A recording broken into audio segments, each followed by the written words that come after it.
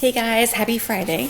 Yesterday we finished chapter 4, where Henry got out of being the little boy in the play and was able to be the green elf instead. And so we're starting in chapter 5 today, called The Pale Pink Dog. And just after what happened in the last chapter with Henry turning green, it makes me wonder what's going to happen with the pale pink dog. When Henry woke up one Monday morning in the spring, the first thing he thought was, 5 more days till Saturday. On Tuesday, the first thing he thought was, 4 more days till Saturday. By Wednesday, he felt as if Saturday would never come. It all began when Henry and Ribsy made their weekly trip to the Lucky Dog pet shop to buy horse meat. "Well, if it isn't Henry and Ribs," exclaimed Mr. Pennycuff. "Do you have your entry blank for the dog show?" "What dog show?" asked Henry. "Didn't you hear? The park department is having a dog show in the park next Saturday. Boys and girls up to 16 years old may enter their dogs. The Wolfie's Dog Food Company is giving prizes. Better take an entry blank and fill it out. A fine dog like Ribsy's sure to win a prize." Ribsy wagged his tail. "Well," said Henry doubtfully, "he's an awfully good dog, but he isn't any special kind. I mean, he isn't a cocker or a bulldog or anything." "Oh, that doesn't matter in this show. Now you just take this blank and fill it out. See, here's a place for dogs of mixed breed like Ribs." "Gee, thanks," said Henry. "I think I will." He took his entry blank and 2 pounds of horse meat, and he and Ribsy ran all the way home. When they came to Klickitat Street, Henry saw Scooter and Robert playing catch. Mary Jane and Beezus and her little sister Ramona were standing under a snowball bush, shaking paddles down over themselves and pretending it was snowing. "Hey, look," yelled Henry, waving the paper at them. The children gathered around him to look at his entry blank. "I'm going to enter Ribsy," said Henry. "He'll win a prize. Mr. Pennycuff said so." "Ribsy's just an old mutt," scoffed Scooter. "He is not. He's a smart dog, and besides, it says he doesn't have to be any special kind of dog. See, it says dog of mixed breed." "Say, look at the list of prizes," said Robert.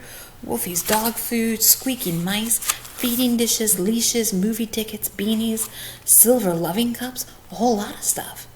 If they're giving silver cups, I'm going to get a blank for Princess Patricia of Terrabrook.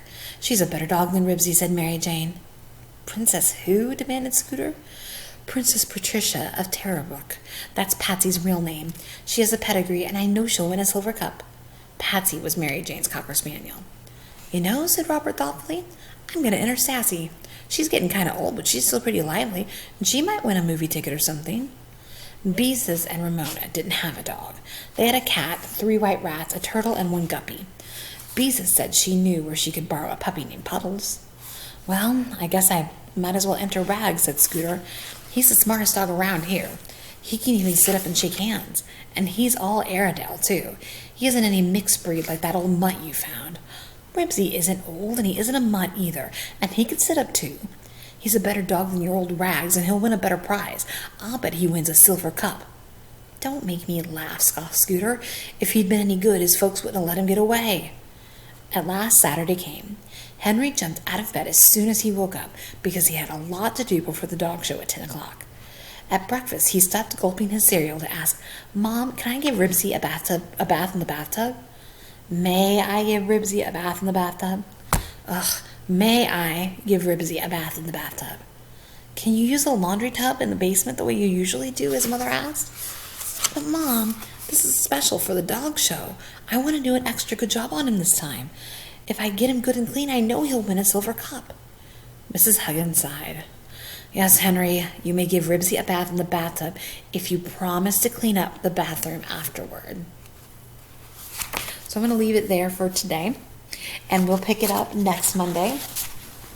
But what do you think is going to happen? I mean, I can't imagine it's going to be good if he's going to give Ribsy a bath in the bathtub. I don't know about you. Any dog I have ever had has never liked having a bath, especially in a bathtub. So we'll listen and read and find out on Monday. Have a great weekend, guys. Bye.